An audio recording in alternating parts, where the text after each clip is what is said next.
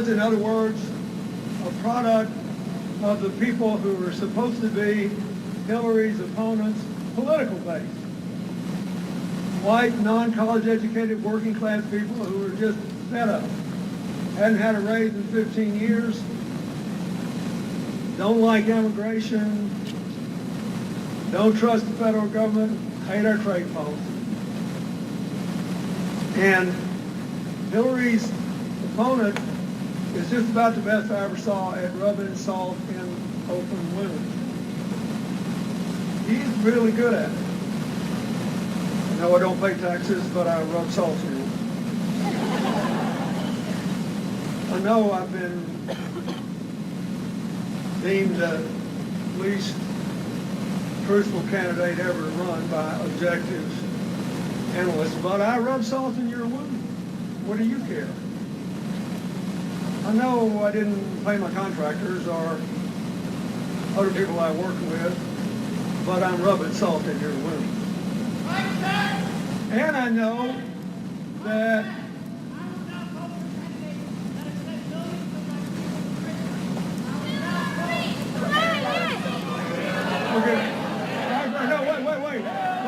wait. I agree. If I had sent millions of your people to prison, or she had, that would be good. Hillary didn't vote for the 94 crime bill, even though Senator Sanders did. And neither one of them were trying to send millions of your people to prison because there were fewer than 10% of our entire prison population are in the federal prison system. And she was the first person in this campaign who said we ought to do something to change the incarceration policies and to reduce prison policies. No one else has done that. The facts are difficult there.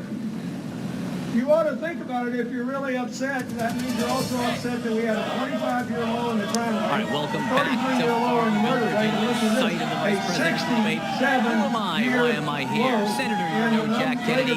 Can I call you Joe? These are immortal words and phrases spoken at vice presidential debate. So what history will be made here in... People accountable for their record, but you need to paint the whole picture.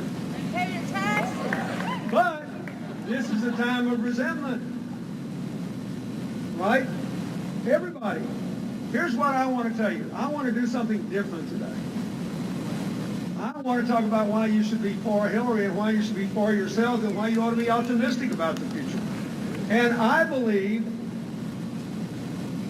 that we're making a terrible mistake just spending all of our time biting each other's head off, because I believe America is on the verge of being able to grow together with a 21st century version of broadly shared prosperity, increasing upward mobility, increasing income, decreasing inequality. That's what I believe. And I believe that for several reasons. First of all, 10 years from now, people will look back on this period and they will give President Obama much better grades on the economy than many do now. They will see. It is true. This financial crash, which he had nothing to do with, had a very long tail. And a lot of the anxiety people feel starts with the fact that there are still a lot of people who, after inflation, are living on the same income they were living on the day I left office more than 15 years ago, and all of their costs have gone up. That'd build road rage. That's factually accurate. But we just finished our 79th month of job growth, the longest in our history, and a better record than any other big economy in the world. And last year, personal income went up 5%, which is a lot in 1 year, and the biggest we've had in decades. And for the first time in 15 years, it was broadly shared prosperity with the highest percentage incomes in the bottom 80% of earners, not in the top 1%. For the first time. Now, I get that people don't feel that yet. I'm just telling you what the facts show. The point is, we are just this close to being able to rise together. And that's what this election ought to be about. Stronger together means, do you believe the economy grows better if we share the prosperity? Stronger together means, do you believe we live better if we have an inclusive society and we embrace our diversity instead of drive a stake in the heart of it?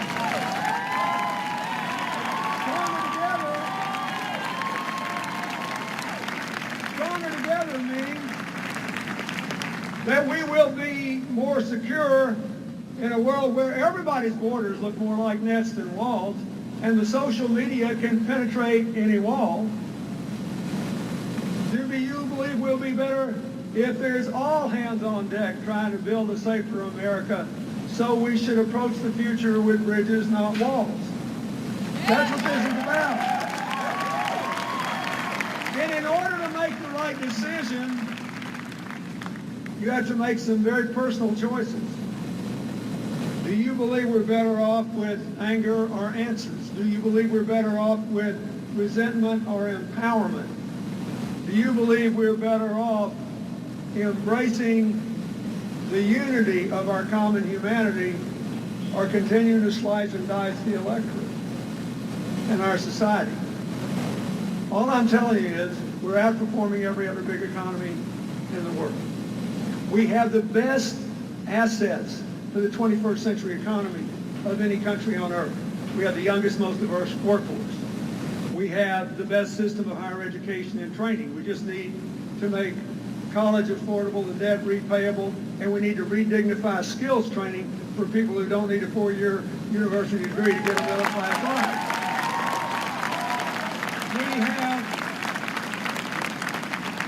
we rank first or second in the world in every survey, and our ability to generate electricity from the sun and the wind. We maximize our clean energy potential. Within 10 years, electricity could be virtually free everywhere, and we can manufacture everything we want in America.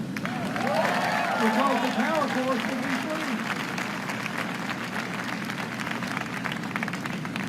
You want me to go on? We can more than feed ourselves in a world where the population is growing. Farmers in Ohio will make more money in the next decade, not less, because the world will need more food. We have the best science and technology base in the world. And if we hold on to our digital advantages and extend them to every place, then every American who lives even in very remote areas will be able to start your own business and do better. Now, we should not be deciding the election based on who does the best job of rubbing salt in our wounds and dividing us and making us angry instead of giving us answers, of aggravating our resentments instead of giving empowerment. So here's what I think. The challenges we have are absolutely meetable. There are clear, affordable, achievable, rather straightforward responses. Our biggest problems are political gridlock, the dominance of anger, division, and all this bad climate, and troubles around the world. But here's what would grow the economy. First of all, while interest rates are still lower than inflation, we should have a major, and I mean major, infrastructure program. That's Hillary's #1 economic priority. And we need not just better roads and bridges and ports and airports, but I was in Flint, Michigan yesterday. It is nowhere near the only city in America where kids have elevated lead levels in their blood because of rusty water pipes. If we tore up all those water pipes and laid down new ones, 100% of the jobs would be good jobs in America doing it, and we could give every child in this country a healthy future.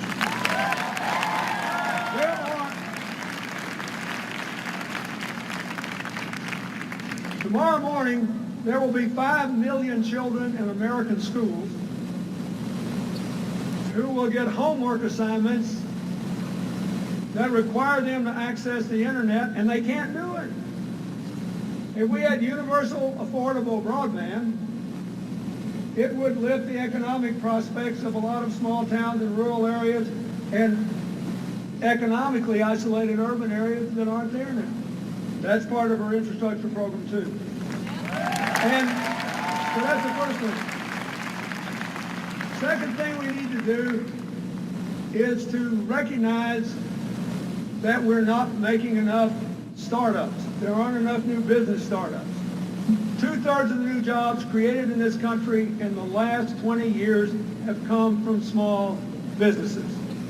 When I had the honor to serve, there was not a single year when we were not in the top 5 countries in the world in small business startups. We are not in the top 10 today. So Hillary has proposed a regulatory change, and it's different from what her opponent wants to do. He wants to get rid of the Dodd-Frank law, which President Obama signed and which will keep Wall Street from wrecking Main Street again. It's a good law. We don't want Wall Street to wreck Main Street again. But the law and the climate are requiring, or at least a lot of bankers feel compelled, not to make as many small business loans as before. They think it's too costly. Go talk to people here. If it costs you as much to make an $80,000 loan as to make an $8 million or an $80 million loan, you were running a bank, you wouldn't make as many $80,000 loans. That's really bad news for young millennials and people who want to start their own businesses. So Hillary has offered a plan to make it easier for people to get small business loans at regular rates and not to be crippled by the bad credit rating of a college debt or any other obstacle, so that we can get the business engine going again. That's the second thing we got to do. The third thing we need is something that 2 Ohioans, Senator Sherrod Brown and Congressman Tim Ryan, have led the way on, which is to bring back modern manufacturing to the United States. The major costs in manufacturing are not labor anymore. It's materials, transportation, and energy. You can pay people really high wages if you can control these other costs. So a combination of an aggressive move to clean energy, Hillary wants to put up 500 million solar panels in the next 4 years, and the fact that this is the biggest market in the world means we should be bringing back manufacturing jobs. That could be why you would never know it listening to the other side in this election, but 900,000 manufacturing jobs have been brought back to America since President Obama took office. And we can do more. You should all be for that, no matter what you want to do for a living, because every manufacturing job creates 2.5 other jobs in the economy. This is what we ought to be talking about in this election. We are so close to being able to rise together again. Now, there are some problems. What do we know about trade? We know if you're 5% of the world's population and you want to have more than 20% of its economy, you have to sell something to somebody else. We know that trade deals, however, even if they're well written, don't work unless A, they're enforced. Enforcement dropped 70% when I left office. A, they're enforced. And now we know that even if you enforce the trade deals, people can impose barriers not covered by them, so-called non-tariff barriers, and they can fool with the currency. We've learned all that, which is why it's much harder to enforce multinational trade deals than it is one-on-one. So Hillary's talked a lot about that, how we can have a permanent enforcement mechanism, so that it won't change from administration to administration, deal with these currency issues, deal with the non-tariff barriers. We got to deal with that. We know that we have to deal with a huge problem represented by what Wells Fargo did. Been following that? That really made me sad because Wells Fargo, of all the big banks, had the best record in not taking us off the ledge in the subprime mortgage crisis. And it turned out all along they were making their extra money by signing all of you up for accounts that you didn't know you were in and having to pay the fee. And then punishing their own employees who said, this is crazy, don't do this. The other good example of that is Carrier Air Conditioning in Indiana. Now, in the Carrier case, they announced they were going to move 2,100 jobs to Mexico. Remember? And Mr. Trump said it's all because of NAFTA. That shows you how terrible it is. That's not what was going on at all. What happened? Carrier in Indiana made furnaces. They were making $2.9 billion a year in that division. And the union was highly productive, so their profit margins were going up every year.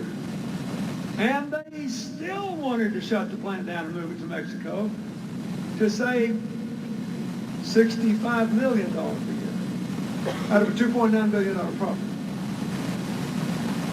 This is classic what's wrong with America today. It's called quarterly capitalism. It's not what happens on Wall Street, it's the mentality of Wall Street infecting Main Street. It is letting the finance tail wag the economic dog. Lucky for us, in the Carrier case, someone walked right out of the board meeting and committed the truth. They said, well, we're doing great, but we have these big activist shareholders. That's a sanitized term. They used to call them raiders, who buy stock and demand that they get their money out in a year and a day. They want a big profit in a year and a day because that's when the capital gains tax goes down. And then they make sure that the presidents of the company are paid based on the stock prices. So everybody's running a company based on what happens to the stock price in a year instead of what happens to the company and its products and its customers and its employees and the communities they're a part over any 5 to 7 year period.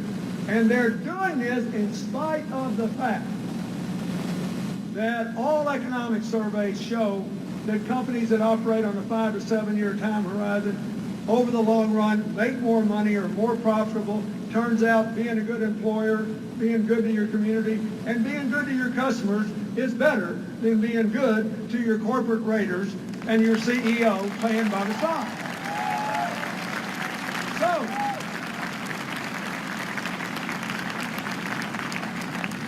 what Hillary proposes to do is to make that harder.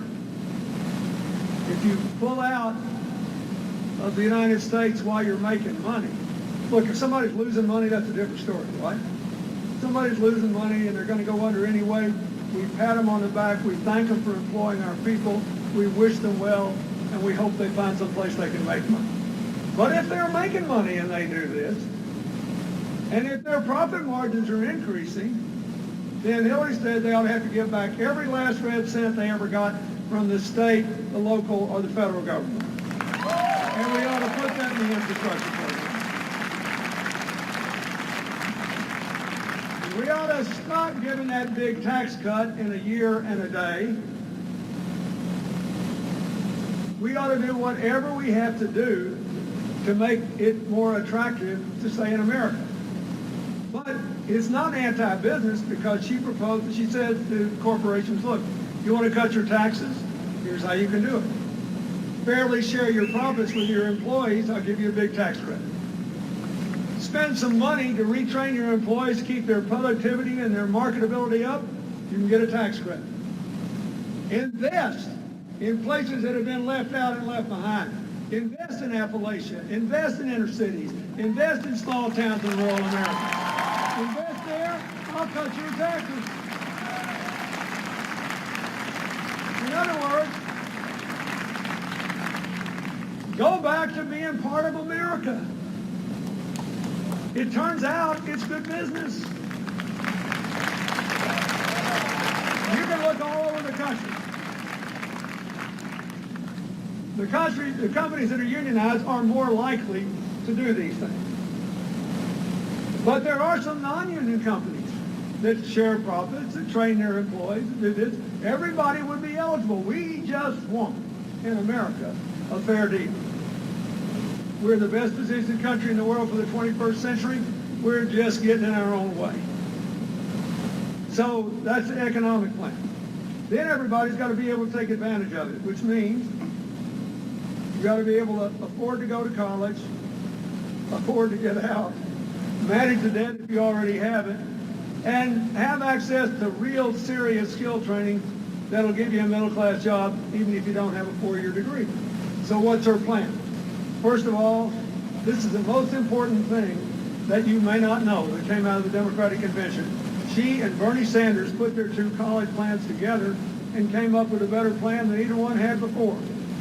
Free tuition at any public college for families with an income of $125,000 or less. That's 85% of them. Debt-free graduation for everybody